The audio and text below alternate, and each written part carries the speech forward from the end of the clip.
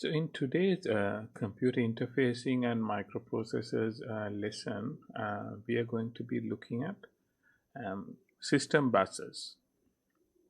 So in the previous week, we have talked about a number of different components of a general computer, how those components are made, what are the main aspects around computational units, memory units, and we have looked at some of these things. Then, once we have those individual components in a computer, the next main thing that would be required is some level of interconnect happening between those components. So those components are interconnected and information can be transferred between those components. So that is the next requirement that we would have. And that is what we would achieve using what are called system buses.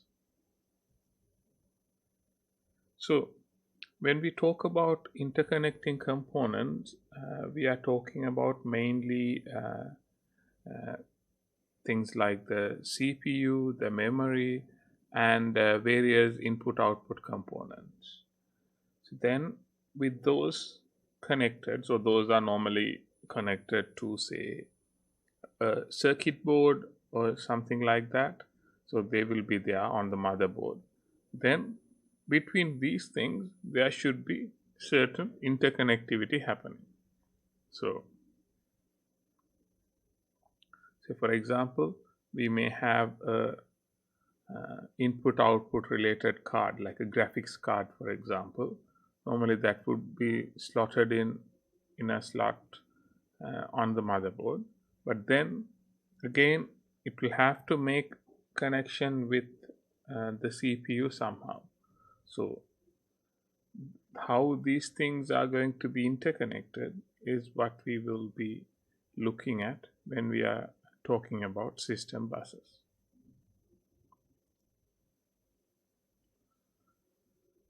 When we think about the type of connections that we would need with these components, and say if we look at CPU would read instructions, so that is, instructions would be coming into the CPU as input. Then data would be coming into the CPU as input. Then the CPU would do the processing task.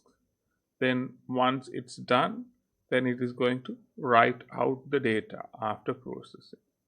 So when it is going to write out the data, it may have to send the relevant addresses. It may have to send some control signals to manage that writing, and then it may have to send out the data also. Then in addition to this, when we have a number of programs running, number of output activities happening, we could also have interrupt signals that would come in and interrupt the operation of the CPU. So what we can see here is that we are going to have a number of different types of inputs and a number of different types of outputs that are relevant to a CPU. So those are the connections that we would need to have when we talk about connecting a CPU. So in addition to this, we will have things like power and all, but we are mainly talking about the most of the computational, or rather the core computational activity related connections. So then there can be a lot of other things as well, such as power connections, but that's not what we are talking about here.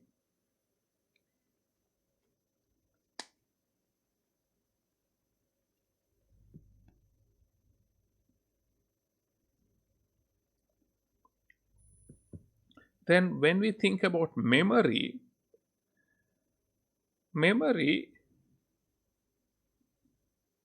it is going to do two things. That is, we can write something onto the memory, or we can read something out of the memory. So when we are reading or writing from memory, what we will be doing is, so say, let's think of the example of writing into the memory. So if we want to write something to our memory, we would need to bring in data, and in addition to that we would also need to bring in the address. So we will have to give the address, give the data, and then give the write read or rather write instruction to write that information. So that is writing data. So we will have to give the address, give the data, and then give the write instruction or control signals. Say if we think about reading data, again here we will have to give the read signal, but in addition to that we will also have to specify what we are reading. So we'll have to specify the address, and the data will be the output that we will be getting. When we are writing, the data is an input. When we are reading, the data is the output. Then we'll have the address and the various control signals. So in addition to the read-write control signals, timing will also be another type of control signal that we will get. So that is, if we are reading something, then to specify when to start reading, when to stop, and all these things, we will have to keep it according to a clock signal, so a timing signal. So that would also be, can be considered as an additional type of connectivity that we would have for the device.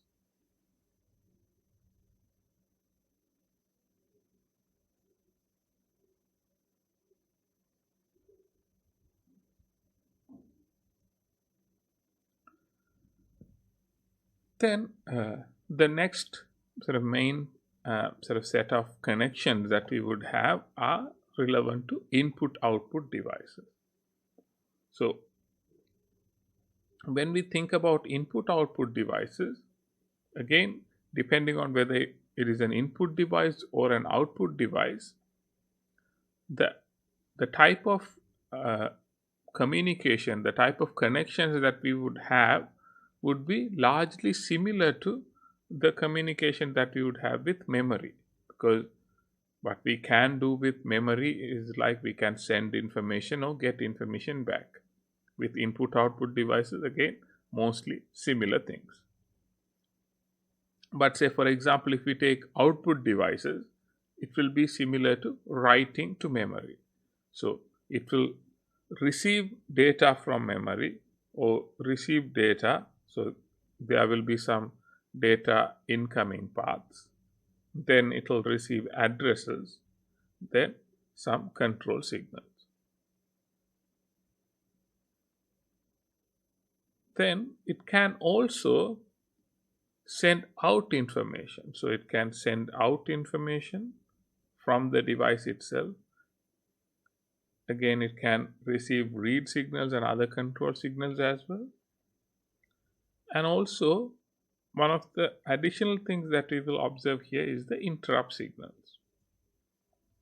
So these interrupt signals are what we would be getting at the CPU. So the interrupt signals that are received by the CPU are normally coming from some input-output devices.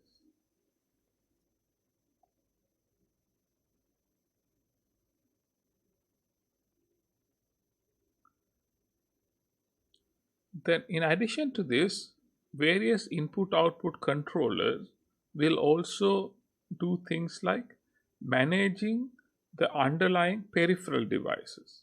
Say for example, a hard disk controller will send additional signals to spin a hard disk. Then they may receive addresses, but these addresses would be somewhat different to the memory addresses that we may get. Then They may send out control signals, interrupt signals when the activity that they are doing is complete. Say, for example, if the task that was given is to, say, reading a file, so if they were tasked to reading a file from a hard disk, some address would have been specified what should be read. Then, once it has communicated with the particular device and got the data, then it will send out the data and also then produce an interrupt to the CPU to specify that that particular task is now complete. So these are the type of connections that we would have related to input output devices. So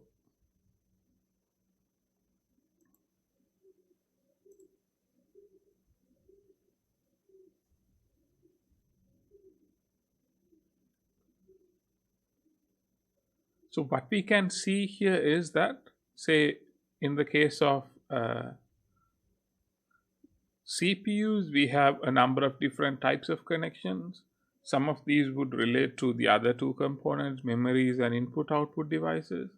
Then we would have memory, would have some connections. Again, some of these will go to CPU, some of these could go to input output devices. Input output devices will have again some connections, some to memory, some to CPU, some other connections as well to other input output devices.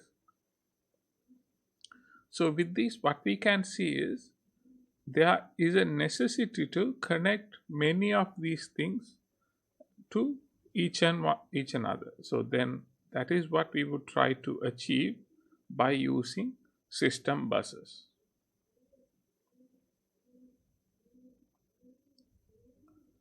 So then when we talk about system buses, what are essentially buses?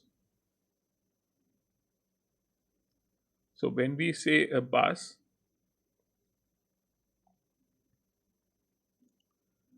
it is normally a communication pathway that is going to connect two or more devices.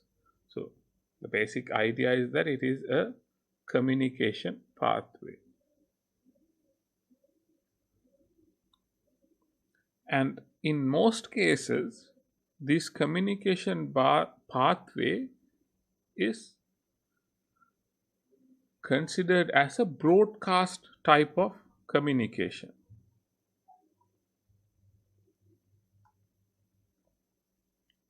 So what that means is all the components that are connected to that communication pathway can communicate through that particular link. Say, for example, if there are a number of components and they are interconnected through the same communication pathway, and if one entity is sending information to another one, others in the same communication pathway can also see that. That is what we mean by having broadcast communication.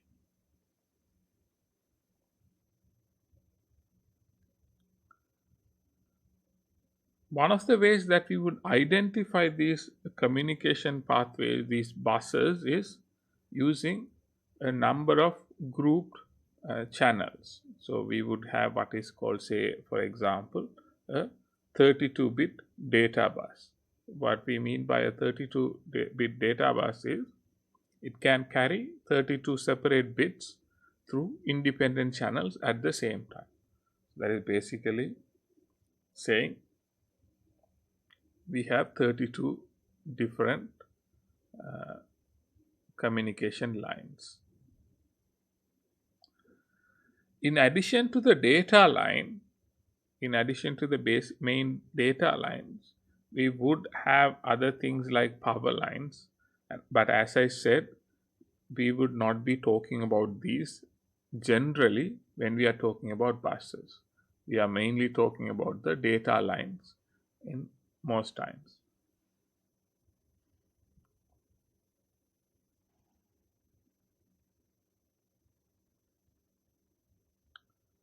So if we looked at the previous examples when we were talking about CPUs, memories, and input output, the three common types of lines that we came across are control lines, address lines, and data lines. So when it comes to buses, these three becomes the three main types of buses that we would have to interconnect these components. So what we would have is, from CPU we would have a data bus going along, and then that data bus would connect to the memory. If we have number of memory modules, it will connect to all the memory modules and all the IO modules. Then say we would also need addressing to communicate with these things. So we will have the address bus, and then that address bus will also be independently connected to all the devices. Then for instructions to be communicated, we would need the control signals transmitted, and control signals will be carried on through the control lines. Again, they will be independently connected to all the devices. So this is sort of the overall bus interconnection scheme, how buses will interconnect the various components that we have looked so far.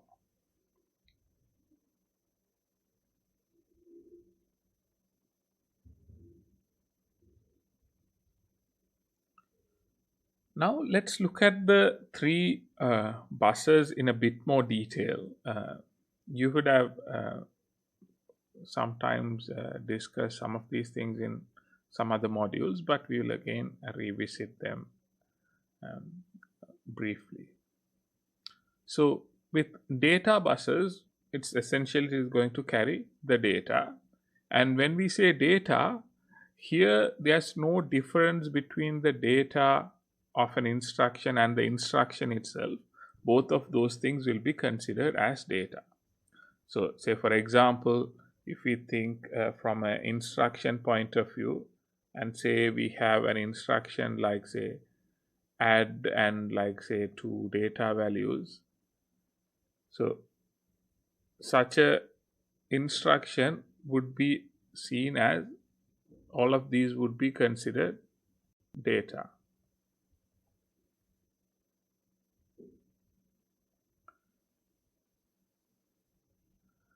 So depending on the amount of data that is being carried, rather the amount of data that can be carried over a data bus will depend on the width of the data bus. So that is how many bits can be carried through the data bus in parallel. So how many bits we can carry through a particular data bus in parallel. Say if we say it's a 16-bit data bus, then we can carry 16 bits at one time. So the amount of data that we can carry, the width of the data bus, will be one of the key factors determining the performance, because if we can transmit a lot of data at the same time, we can process information much faster. If we have much smaller data buses, then we'll have to break that into number of transmissions, so it will take a longer time for information to be carried back and forth. So data bus is, the size of the data bus particularly is a key factor in determining how faster instructions can be brought in. The data can be brought into the CPU, and then that can be processed. So processing part will depend on the speed of the CPU, but the amount of data that can be brought in will also determine how faster information is available for processing, and then how faster that information can be taken out back to the memory after information is processed. So data bus will play a key role in both of those things.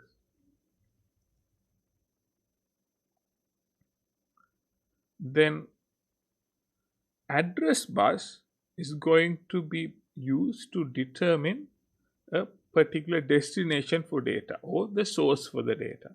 Say if you are reading from memory, address bus will specify where to read from. Or if you are writing to memory, address bus will specify where we want to write that information to. With address bus, the bus width of the address bus will determine the maximum memory capacity. So that is, say,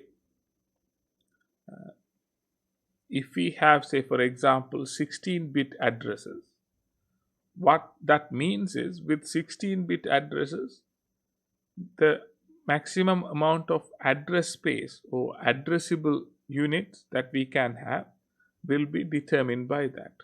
Say, how many bits that we can use to specify an address will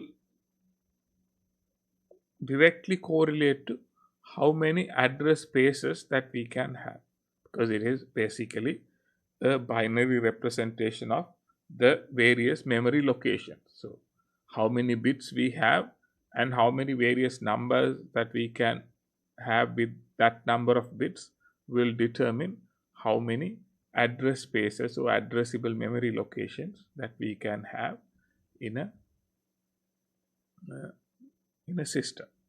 So again, with address bus, the main determining factor is going to be how many address spaces and the width of the address bus.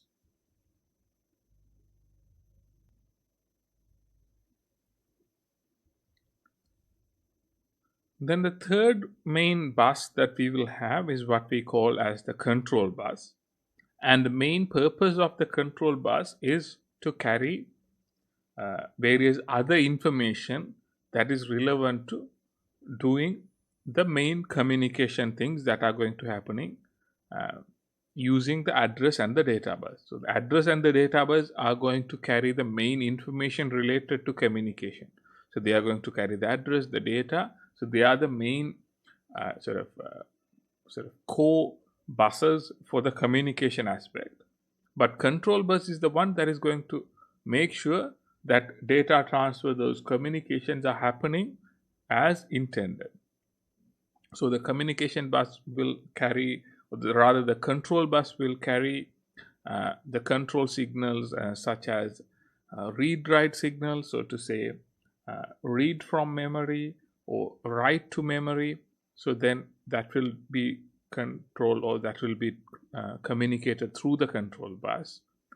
Then interrupt signals can be sent back again through the control bus, and clock signals, especially when we are trying to read and write from different devices, they should have the same understanding of timing so that they can read and write in a more synchronized manner, more coordinated way. So no, because they can send and receive information at the same time intervals.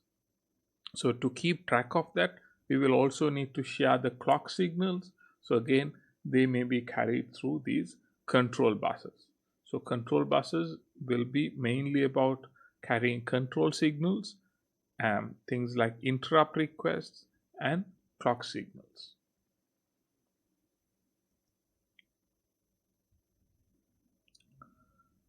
So then the next question is, how do we find buses, or how do buses look like when they are in a computer? So we know that they are going to be interconnecting the CPU, the memory, and the input output devices. But how can they be identified when we look for a bus? So one of the simplest things that we can see is that they are going to take form of parallel lines, because what we have with these buses is that they are parallel lines of bits. So they are carrying bits as parallel lines. So if there is a number of bits a particular bus is carrying, that particular number of lines should be done as parallel lines. So that is something that we can observe. In some places, they can be in the form of ribbon cable. So they can be connecting different components using ribbon cables. Again, ribbon cables are again a form of parallel lines. Sometimes they can be just a set of wires, not as ribbon cables, but just a set of wires, and they can be that. And in some cases, we may also get things such as strip connectors on motherboards. So, for example, if you think about an expansion card, like a graphics card or a networking expansion card that you would add to a computer, that would be normally connected through an expansion bus. So, you will connect to that strip that is available on the motherboard. So, these are some of the ways that we would be interacting with buses, or we will have buses available on computers.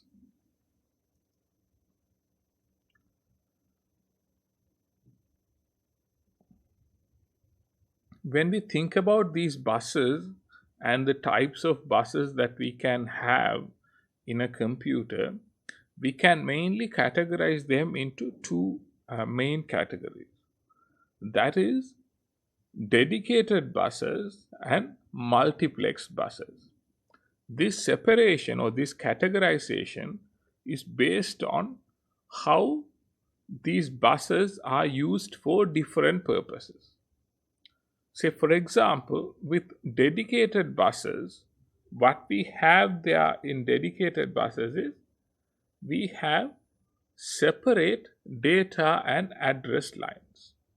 So, what we would have here is, say, if we have interconnecting two components, we would have one data line and another address line. So, that is what we would have with dedicated buses. With multiplex buses, what we would have is we would have two components. We would have a shared line. So we would have shared lines. So in a way saying that we will only have uh, uh,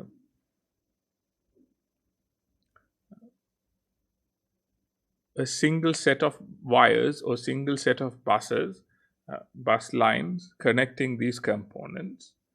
But then with timing, we will multiplex the purpose of it as either a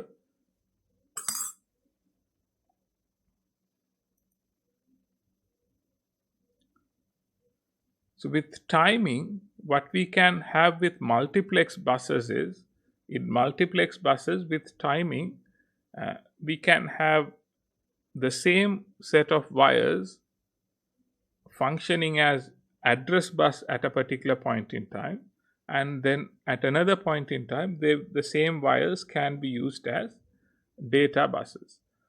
So this will be managed using an additional control line that will go between these, and that will specify whether this is now an address bus or this is now a data bus. So the advantage with this approach is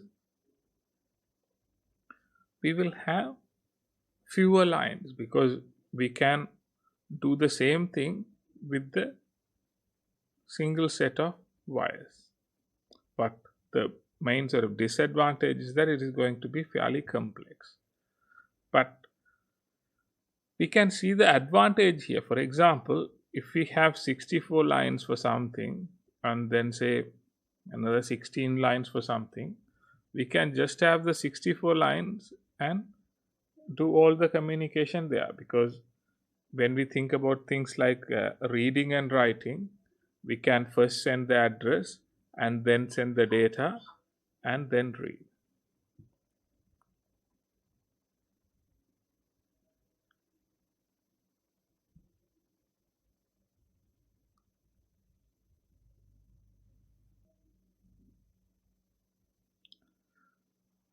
So when we talk about buses, we can look at buses, the main properties of buses, main characteristics of buses, using an analogy of highways or roadways.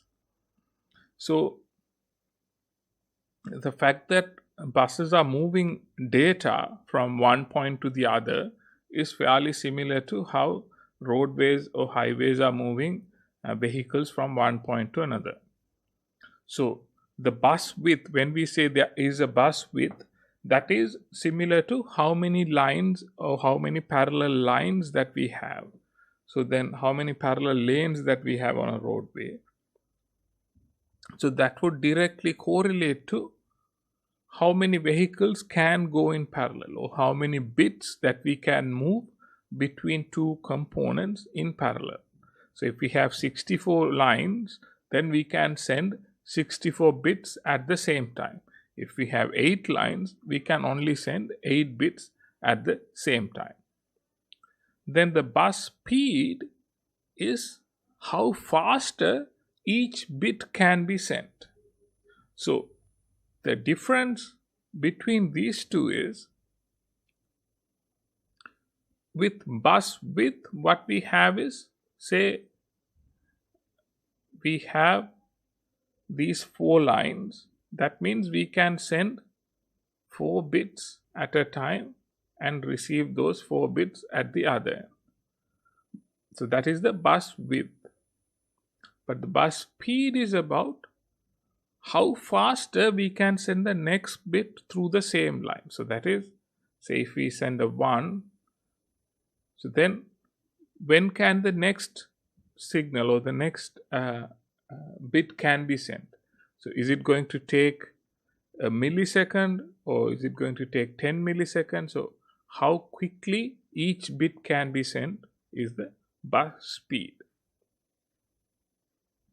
Then we would look at these two as a combined property or characteristics in the form of a throughput.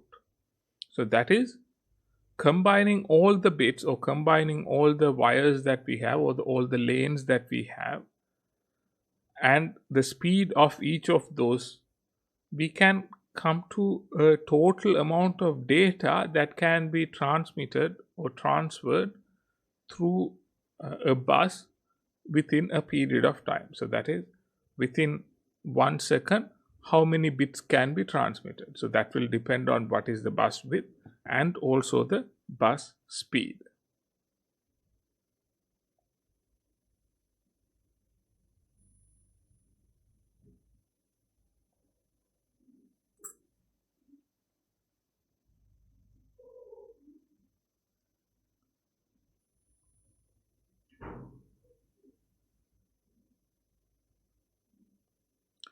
One of the interesting things that we would see when we talk about computer interfacing, when you are talking about the various components of computers and buses, is that particularly the size of the address bus will limit the amount of memory that we can have in a device.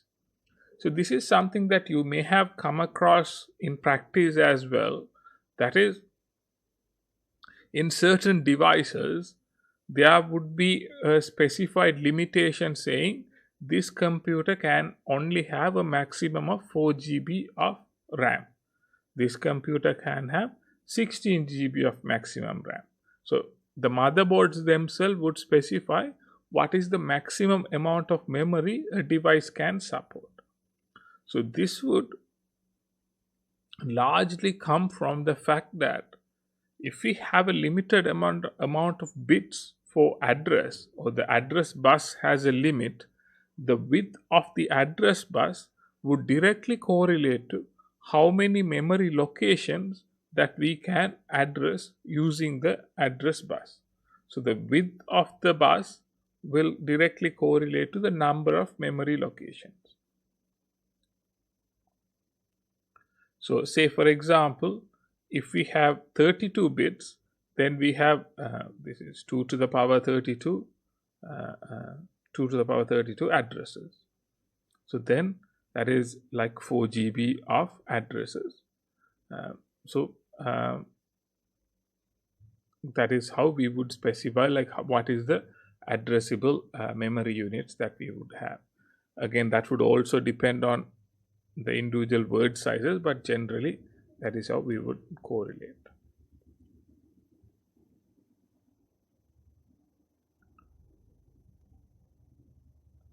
So this would become a significant issue when we want to significantly improve or increase the available memory. Particularly these days, there may be a requirement to have fairly high amount of memory. So in those situations, this is something that we may have to look out for. That is, what is the amount of what is the width of the address bus, and then what is the total amount of memory locations that we can address using that.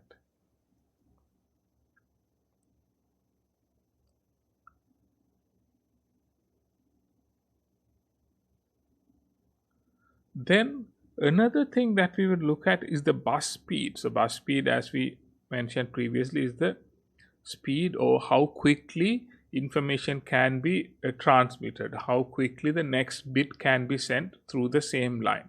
So that is the transfer rate, so how much information that we can put. And the bus speed becomes important because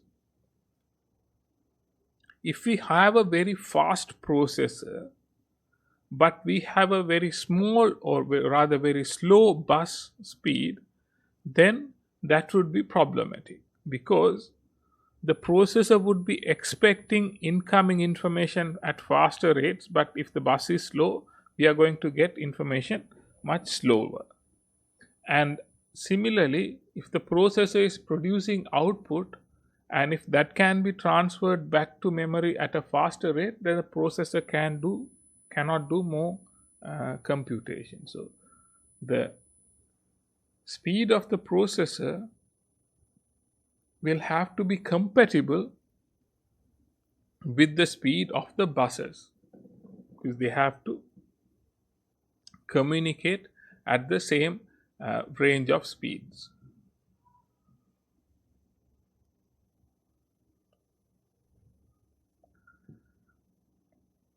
Then we would come across another problem with increasingly complex computers, because computers these days are not fairly simple affairs, because we are not having say just a we are not having like say just a CPU, just some memory and some input output devices.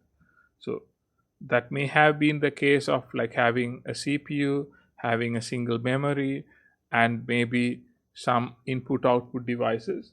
If that is all we had in our computer, then having a single bus interconnecting all of these things may have been a suitable approach. But these days we have a lot of devices. We will have separate, say, graphics cards that will do certain things. You'd have a number of external expansion cards. Sometimes we may even have onboard graphics controllers. We can have other memory devices, a lot of memory modules, a lot of other external communication modules, things like Ethernet, USB, audio connections. So a lot of different communications and connections that we would need to have relevant to input output, and also other internal components. So to manage this, most of the present day computers, particularly to manage that, because if we only have a single bus, a bus can only be used by a single component at a point in time, because if this bus is being shared, if this bus is shared between say these components, and if these two are communicating, this one cannot use the bus. It will have to wait until the use of the bus is completed. So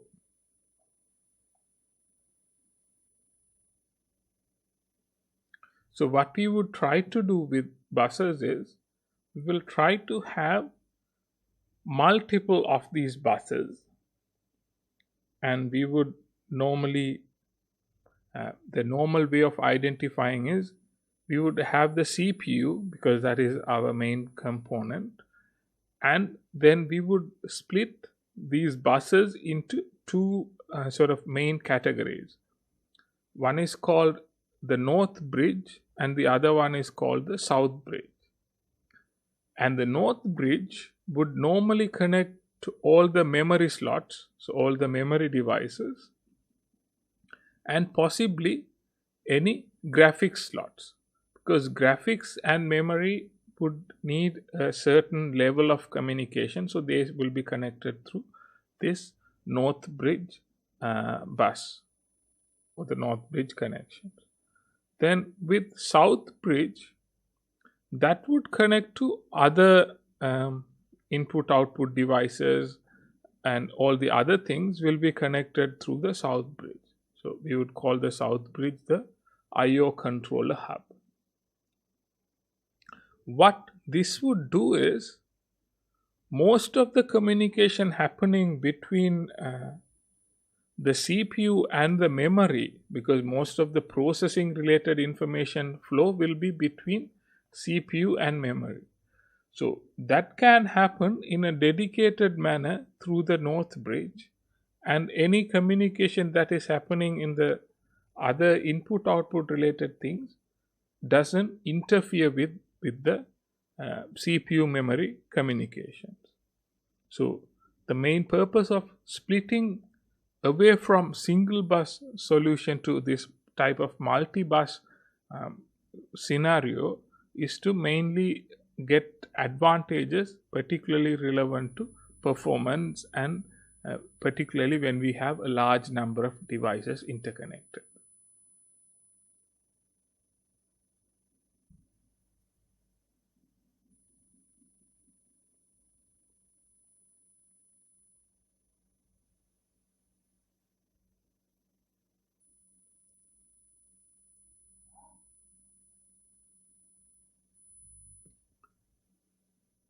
So the main sort of way that we would separate these buses is we would get what are called system buses, or a system bus in a device, and the system bus is the one that is going to connect the CPU and the memory to and other parts of the motherboard. So that is the one that is going to coordinate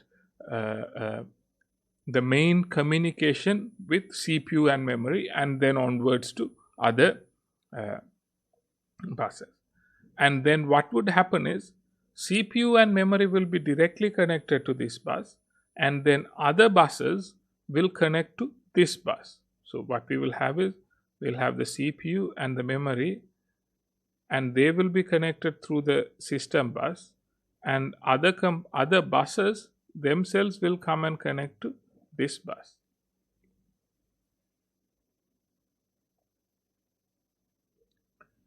Then other than the system buses, we can have a large number of expansion buses.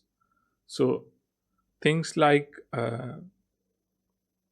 IDE, SATA, USB, PCI, all of these things, we can keep on adding more components there, and so they are more expandable buses. So they are not fixed connections, we can add more components there. So we will identify those as expandable buses. So that type of expansion buses, we can add more and more components into those expansion buses. So that is the main purpose. So these are normally what we would identify as these slotted cards being interconnected or connected to the motherboards.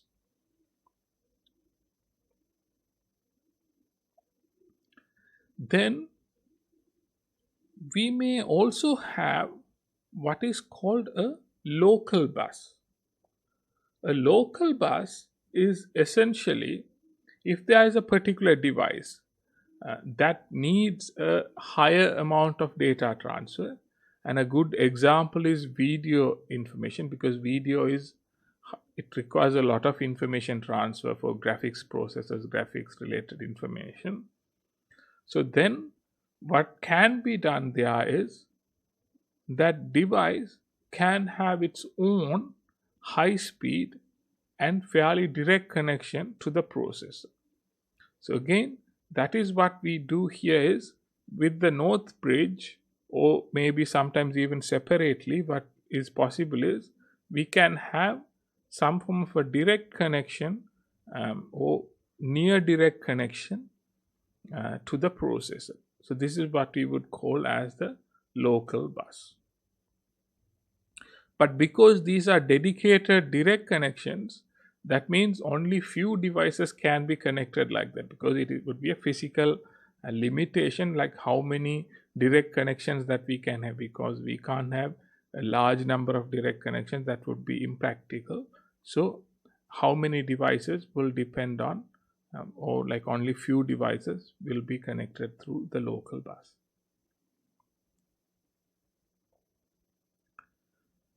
So these are some so ISA was a older bus standard. It's not no longer being used anymore. But with ISA, you can see some of these examples that we have discussed so far being put into practice. So that is, say, we have a processor, and the processor and cache memory are connected through a local bus. Then main memory is connected to the processor through the system bus, and the expansion bus connects to various other components, and through an expansion bus interface that is connected to the system bus. So for example, the communication from, say, a network device would be through the network device, through the expansion bus interface, to the system bus, and maybe to the main memory or to the processor. So this is one of these expanded bus architecture instead of having a single bus situation.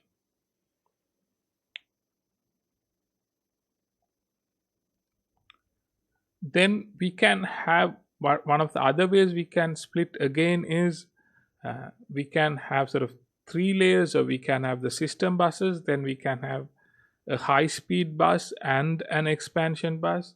So the high speed bus can have certain components that need fairly higher or faster communication, and then other expansion ones can go into the expansion bus. So this is again an additional layer, and there should be interconnect between these buses.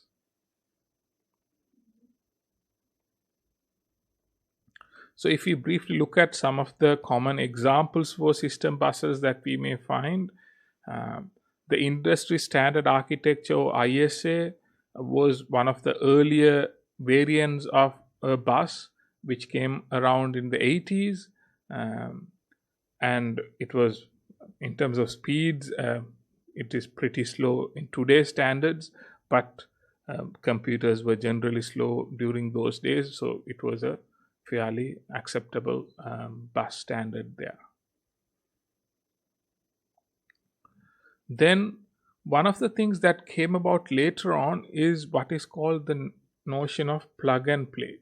We are fairly familiar with these today, and we don't think too much about being plug and play anymore, because many things are of that nature, but things were not that before. For example, these days we can connect a device through the USB, which is also a bus, and we can plug and play. So that is like, if we connect, it will start working. If we disconnect, it will stop working, and we can connect it again. So there's no sort of hardware configurations to be done. Everything will be managed by the operating system. So no hardware reconfiguration in terms of connecting and disconnecting and so on. So that is the plug and play nature of things, and the first variant of that also came along with a later revision of ISA. Then one of the common standards that we would come across these days is peripheral component interconnect, or PCI, or its successors. So PCI and like later versions of PCI are what we would come across a lot these days, and comparatively these are much faster than the previous iterations of system buses that we had. So for example, they are much wider in terms of their bus widths. They are much faster in terms of their bus speeds. So the overall throughput of data, the data throughput or throughput rate they had were fairly higher as well. Then the later extensions of PCI came in the form of PCI X or PCI extended, and they had much higher data throughput. Say between PCI and PCI X, the data throughput rate nearly doubled there, but many of these slots were designed to work in a backward compatible manner. So you would see these in motherboards, particularly PC motherboards. You can see these type of slots, and they would specify what is the standard or what is the type of bus that they are. So you may see these in CPU in motherboards. And one of the main things about these is these type of expansions are normally would connect to the south bridge of the motherboard. The north bridge and south bridge, you will be able to identify them in a motherboard as sort of physically they can be seen separately in many sort of general motherboards, and all these different expansion slots can also be identified from that. Then PCI Express is what we have today, or what we still use PCI Express quite a lot. It is even much faster, and there's a number of different versions of PCIe as well. PCIe 1, 1.1, 2, and 3, and they again had fairly increasing amount of speeds. And one of the other sort of main sort of differences is that now they have much higher lanes, and each of the lanes also have higher speeds.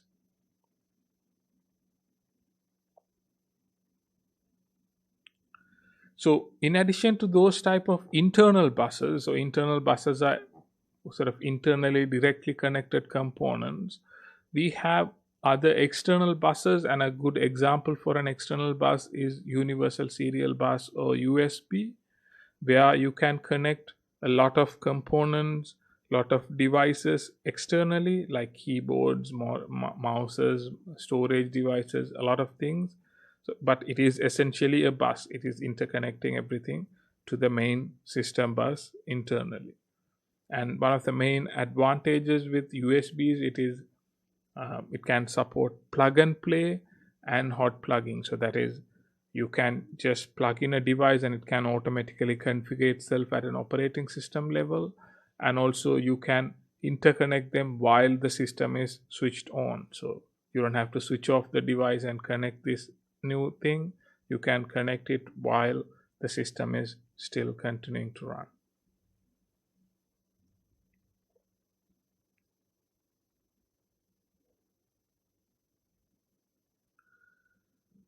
One of the other things that we would observe with a lot of modern buses, modern bus standards, is what is called bus mastering.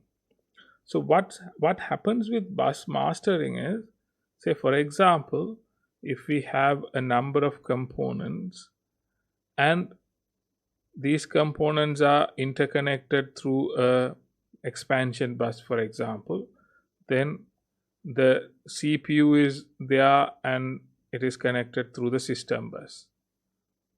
So now if we need some information transfer between these devices, with bus mastering, what they can do is they can communicate directly without concerning the CPU. So CPU can do whatever it does, continue to do that, but these devices that are connected through their own buses can communicate with each other, and they may transfer information and so on.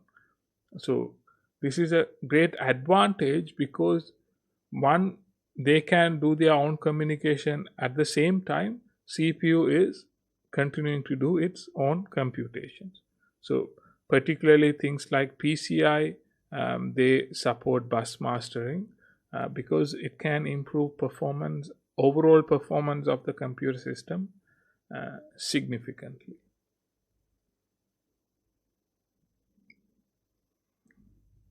So that's all for today's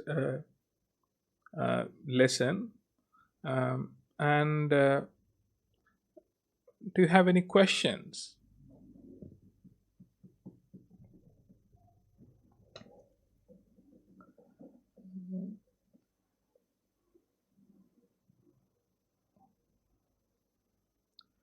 There was a question about the examination and having a model paper for the examination.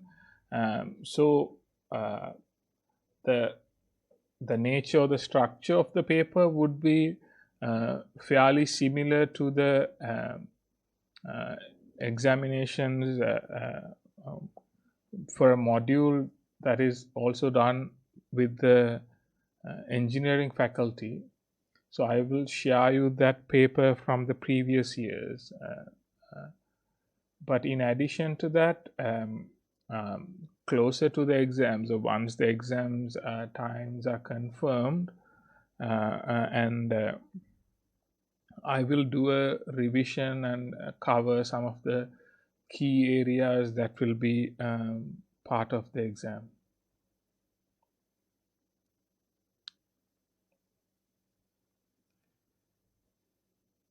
And if there are no other questions, we could conclude for the day. And as always, if you have any questions, you can always reach out to me, post on Google Classroom. That would be the easiest way to communicate. And so we'll continue. I think we'll have maybe one or two lectures. I'm still not sure about the academic calendar, so I'll have to confirm that, and we will plan those accordingly, and I'll inform you through Google Classroom those details. So if there are no further questions, we may conclude for the day, and thanks for joining, and see you next time. Bye.